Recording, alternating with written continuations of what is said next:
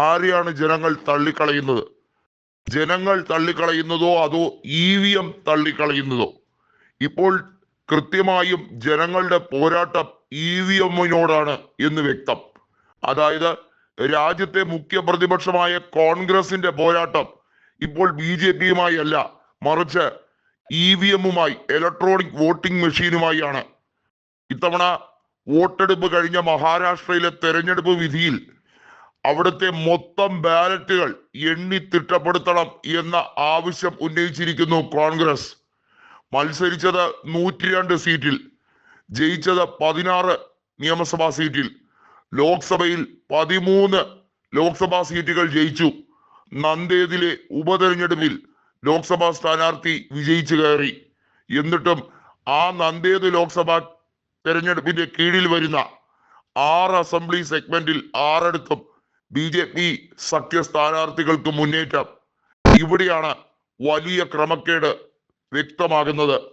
ഒരു പ്രദേശത്ത് 60 വോട്ടുണ്ടെങ്കിൽ ലോക്സഭയിലേക്ക് പോൾ ചെയ്യുന്നത് അതിലെ 50-ൽ പരം വോട്ടുകളെങ്കിൽ നിയമസഭാ തെരഞ്ഞെടുപ്പിൽ പോൾ ചെയ്യുന്നത് വെറും 4 വോട്ടുകൾ. ഇതെവിടത്തെ കള്ളക്കണക്ക്?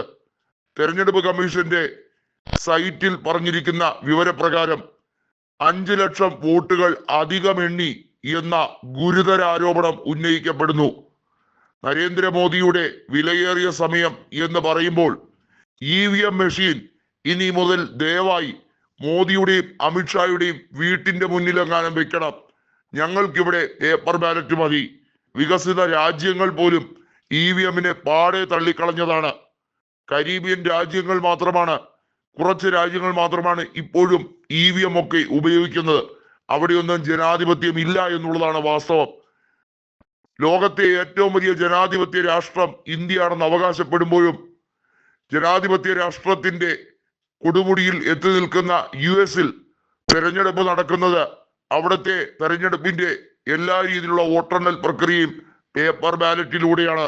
ഉള്ള ചില സംസ്ഥാനങ്ങളുടെ വോട്ടെണ്ണൽ ഇതുവരെയും തീർന്നിട്ടില്ല, കൗണ്ടിങ്ങിലാണ്. അതായത് വോട്ടെടുപ്പ് നടന്നു കഴിഞ്ഞാൽ ഉടൻ തന്നെ വോട്ടെണ്ണൽ ആരംഭിക്കും. അവിടെ സ്ട്രോങ് റൂമിൽ കൊണ്ടുവെപ്പോ വോട്ടിംഗ് മെഷീനിലെ തിരിമറിയോ ഒന്നും തന്നെ നടക്കില്ല. ജനങ്ങളെ കബളിപ്പിക്കാൻ വലിയ തോതിൽ കള്ളക്കളികൾ നടത്തുന്നു. ആ ആരോപണം ശക്തമാണ്. സുപ്രീം കോടതിയിൽ പ്രതിപക്ഷം ഹർജി കൊടുത്തപ്പോൾ ആദ്യം തള്ളിയെങ്കിലും ശക്തമായിട്ടുള്ള തെളിവ് സഹിതം ആരോപണം വീണ്ടും ഉന്നയിച്ചുകൊണ്ട് വീണ്ടും പുനർഹർജി നൽകും. അതിൽ ഒരു തീരുമാനം ഉറപ്പായും ലഭ്യമാകേണ്ടതായുണ്ട്.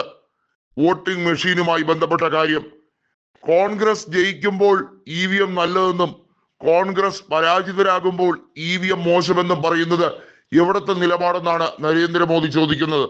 എന്നാൽ അങ്ങനെയല്ല. EVM-ലെ കള്ളക്കളികൾ കൃത്യമാണ്. EVM-ന്റെ ടാപ്പറിങ്, അതായത് മെഷീൻ ഹാക്കിംഗ് കൃത്യമായും US-ലെ പ്രമുഖ ഹാക്കേഴ്സ് നടത്തിയിട്ടുള്ളതാണ്. പോൾ ചെയ്യുമ്പോൾ ഹാക്ക് ചെയ്യാൻ കഴിയുന്ന സംവിധാനം അത് പലയിടത്തുമുണ്ട്. പ്രോഗ്രാം മാനിപ്പുലേഷൻ എന്ന് പറയും. അങ്ങനെ മാനിപ്പുലേറ്റ് ചെയ്താണ് പലയിടത്തും വലിയ തോതിലുള്ള അട്ടിമറി നടത്തുന്നത്. മഹാരാഷ്ട്രയിലെ വോട്ടെടുപ്പിൽ ശരാശരി ഒരു നിയമസഭാ മണ്ഡലത്തിൽ BJP-ക്ക് 1,16,000 വോട്ട് എങ്ങനെ കിട്ടും? ആകെ BJP മത്സരിച്ച 148 അവിടെ കിട്ടിയ മൊത്തം വോട്ട് ഷെയർ 1,79,00,000 എന്ന് പറയുന്നു. എന്നാൽ എത്ര കാൽക്കുലേറ്റ് ചെയ്തിട്ടും 1.5 കോടിയിൽ കൂടുതൽ വരുന്നുമില്ല. മൊത്തം ഓരോ നിയമസഭാ മണ്ഡലങ്ങളുടെ വോട്ടുകൾ കൃത്യമായി എടുത്ത് കണക്കൂട്ടുമ്പോൾ ഇതിലാണ് തെരഞ്ഞെടുപ്പ് കമ്മീഷൻ വെബ്സൈറ്റിൽ അപാകതയുണ്ട് എന്ന ആരോപണം ഉന്നയിക്കുന്നത്. അത് തെരഞ്ഞെടുപ്പ് കമ്മീഷൻ നിഷേധിക്കുന്നുമില്ല.